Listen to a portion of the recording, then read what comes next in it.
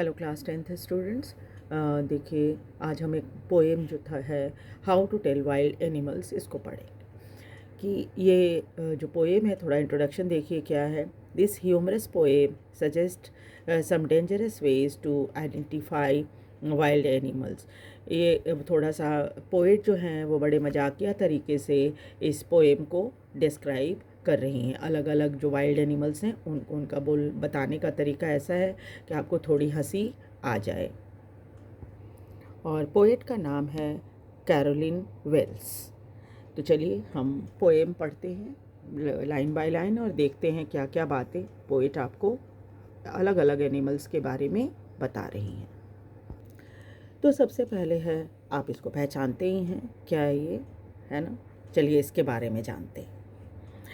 If ever you should go by chance to jungle in the east, पूर्व के किसी जंगल में अगर आप जाइए, बाई चांस आपको मौका मिला वहाँ जाने का, and if there should to you advance a large and tawny beast, if he roars at you, you are dying, you will know it is the Asian lion। और अगर आप जंगल में गए और वहाँ पर आपके सामने एक बड़ा सा ये जो जीव है ये आ जाता है, और अगर ये आपके सामने गरजता है तो इसकी गरज सुनकर ही आप मरने लग जाओगे, यानी आपकी हालत ख़राब हो जाएगी। और तब आप तुरंत समझ जाओगे कि आपके सामने एक एशियन लायन खड़ा है। और if sometimes when roaming around, और ऐसा कभी मौका मिल जाए आप इधर उधर घूम रहे हो, अ Nobel wild beast greets you, वहाँ पर एक जानवर आपको मिलता है जो आपका स्वागत करता है, with black stripe on the yellow round, उसके जो रोएं हैं वो पीले रंग के हैं और उस पर काली काली धारियाँ बनी हुई हैं। Just notice if he eats you, ध्यान रखना कहीं आपको खा न जाए। This simple rule may help you to learn the Bengal tiger is to discern, और तब आप समझ जाएंगे कि और कोई नहीं, बंगाल टाइगर है। उसके बाद थर्ड जो है एनिमल वो है, if strolling fourth a beast you view, अगर आप चलते हैं जंगल में और वहाँ एक जानवर आपको दिख जाता है, whose hide with a spot is peppered, उसके शरीर पर जो गोल गोल डॉट आप देख रहे हो ये है। As soon as he has leaped on you, जैसे ही वो आपके ऊपर कूदेगा, you will know it is a leopard, तुरंत आप समझ जाएंगे कि ये लेपर्ड है। It will do no good to roar with pain, आप चाहे कितना भी चिल्लाएं दर्द से, he will only leap and leap again, वो आपको एक बार अगर पकड़ लेगा तो कभी भी छोड़ेगा नहीं, है ना, क्योंकि आप उसके लिए बीस्ट ऑफ प्रे हैं, यानी कि आप उस ये क्या है, ये बीस्ट ऑफ प्रे है और आपको इसने खाने के लिए ही पकड़ा है। आपने देखा ही होगा, ये जो लेपर्ड होते हैं वो बड़े बड़े जानवरों को भी मार लेते हैं और मारकर फिर उसको लेकर ऊपर पेड़ पर चले जाते हैं और वहाँ तसल्ली से बैठकर खाते हैं। उसके बाद देखिए एक और animal, if when you are walking around you around your yard you meet a creature there, कई बार आपने देखा होगा भालू जो होता है वो लोगों के आंगन तक पहुंच जाता है ना, who hugs you very very hard, और अगर उसने आपको ज़ोर से पकड़ लिया, be sure it is a bear, तुरंत समझ जाइए ये और कोई नहीं, बेयर है। If you have any doubt I guess he will give you just one more caress, और वो इतनी ज़ोर से दबोच लेता है किसी जानवर को कि आप उससे छूट नहीं पाओगे, और इस नतीजा ये होगा कि हो सकता है आपकी मृत्यु हो जाए, वो पकड़कर आपको मार ही डाले। उसके बाद नेक्स्ट है, दो to distinguish beast of prey novice might nonplus, the crocodile you always may tell from the hyena thus, और आप देखोगे कि और भी अलग अलग तरह के जीव जंतु हैं, जैसे क्रोकोडाइल है या फिर हाइना है, ये भी आपको जंगलों में बहुत आसानी से मिल जाएगा। और आप जब हाइना को देखेंगे, हाइना कम विथ मेरी स्माइल, वो हर समय हंसते रहते हैं, उसकी आवाज़ भी वैसी हंसने जैसी होती है। But if they weep they are crocodile, लेकिन अगर वो रो रहा है तो वो क्रोकोडाइल है, क्योंकि क्रोकोडाइल पानी में होता है और जब भी वो बाहर निकलता है तो उसके पूरे चेहरे से और शरीर से पानी टपकता रहता है, तो ऐसे लगता है जैसे कि वो रो रहा है।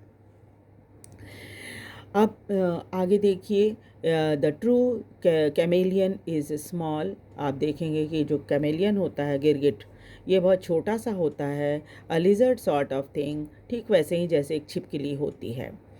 ही hasn't any years at all, कान तो उसके बिल्कुल नहीं होते, क्योंकि कान के पास एक छेद होता है बस। And not a single wing, और पंख भी नहीं होते। If there is nothing on the tree it is the chameleon you सी।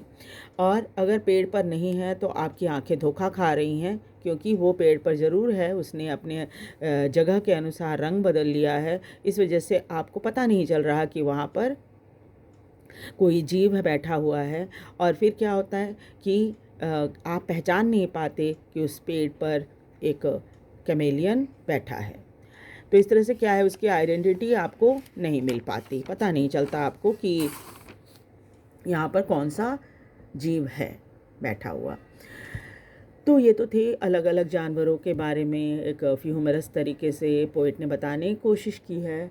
अब आप देखिए कि इसकी राइम स्कीम क्या है। Chance east advance beast dying Asian lion. अब आप पहले राइम स्कीम बनाइए इसकी। ए मैंने पहले भी सिखाया आपको, एक बार फिर से ध्यान दीजिए कैसे होगा। चांस एडवांस, ये दोनों आपस में राइम कर रहे हैं, तो इन दोनों को आप ए नाम दे दीजिए। ईस्ट बीस्ट, ये दोनों लाइनें राइम कर रही हैं, तो आपने बी दे दिया। अब डाइंग एंड लायन, ये तो दोनों में से किसी के साथ मैच नहीं कर रहा है, तो आप इसको ए बी सी डी नाम दे सकते हैं, अलग अलग नाम दे सकते हैं। और ऐसा ही लगता है कि हर लाइन इसमें है। वैसे डाइंग एंड लायन आपस में तो मैच नहीं कर रहा, लेकिन दूसरे पैराग्राफ में है। आप राइम स्कीम बना सकते हो। यहाँ भी अगर आप राइम बनाओगे, राइमिंग इसकी, तो क्या आएगा, राउंड ग्राउंड, तो ये हो गया ए, और यू तो B, and then learn and discern. यहाँ पर तो ये दोनों राइम कर रहे हैं, तो इसकी राइम स्कीम क्या बनेगी, A B C, learn and discern, C बनेगा। जबकि यहाँ पर आपको dying and lion, dine line, वैसे मुझे तो लग रहा है कि ये सी डी होना चाहिए, लेकिन यहाँ पर तो बन जाएगा आपका ए बी सी। ठीक है, तो इस पैराग्राफ में इसका अगर राइम स्कीम आए तो आपको ए बी, अगर चॉइस रही तब तो बहुत अच्छी बात है, उसमें से आप चूज़ कर सकते हो। लेकिन अगर चॉइस नहीं रही तो अपने आप बनाना पड़ेगा आपको। लेकिन इसमें क्या है कि इसमें साफ पता चल रहा है, राउंड ग्राउंड ए यू, तो ये दोनों हो गया बी ए बी, और फिर ये सी और सी। इसके अलावा देखिए पैटर्न वैसे हर कभी एक ही तरह का रखता है हर स्टैंजा का। तो यहाँ देखिए, view you, peppered leopard, pen again, तो यहाँ पर भी वैसे ही बन रहा है rhyme scheme, A B and C दोनों की। आप ऐसा करिए, आप इसका भी डाइंग एंड लाइन ऐसा कुछ लग रहा है, तो आप इसको बजाय सी डी करने के सी ही करिए। A B C, A B C, हर लाइन, हर स्टैंजा की लाइनें जो हैं वो एक ही तरह की दिखेंगी। ठीक है, ये तो होगी राइम स्कीम। उसके बाद और भी कुछ ऐसी क्वालिटी जो आपको दिख रही है जो एग्ज़ाम में आने की संभावना हो, तो आप देखिए और क्या है। एलिटरेशन आपको कहीं दिख रहा है, रोमिंग राउंड, है ना, ये एलिटरेशन है। तो एलिटरेशन अगर आएगा, जिसमें क्या होता है, एलिटरेशन में जो फर्स्ट वर्ड होता है, एकदम बिल्कुल अगल बगल जो वर्ड्स होते हैं उनके फर्स्ट वर्ड सेम होते हैं एलिटरेशन में, और कॉन्सोनेंट होते हैं। तो वैसे में क्या है, आप यहाँ देखिए, राउंड, रोमिंग राउंड, ये दोनों एक दूसरे के साथ एलिटरेट कर रहे हैं। तो यहाँ एलिटरेशन का एग्जाम्पल अगर पूछा जाएगा तो आप ये इसको बनाओगे, रोमिंग एंड राउंड। और भी कोई ऐसा दिख रहा है आपको एग्ज़ाम्पल, तो आप देखो और उसके बाद सर्च करो, सर्च करके देखो कि कहाँ कहाँ पर है इस तरह के वर्ड्स आपको अगर दिख रहे हैं तो आप उसको अंडरलाइन करोगे एलिटरेशन के लिए। और तो कहीं पर एलिटरेशन जैसा कोई दिख रहा है, वेरी वेरी वर्ड दिख रहा है, एक ये है। और तो जो पैराग्राफ जो स्टैंज़ा आपको आ जाएगा एग्ज़ाम में, उसमें आपको ध्यान देना है कि कहाँ कहाँ पर एलिटरेशन हो रहा है और मुझे कौन कौन से शब्द एलिटरेशन वाले लिखने हैं। ठीक है, अगर आपसे क्वेश्चन पूछा जाए तो। ठीक है, आपको ये पोएम कैसा लगा, आप इसे लाइक और सब्सक्राइब ज़रूर कीजिए और शेयर भी कीजिए ताकि ज़्यादा से ज़्यादा बच्चे इसको देख सकें और फ़ायदा उठा सकें। Thank you very much.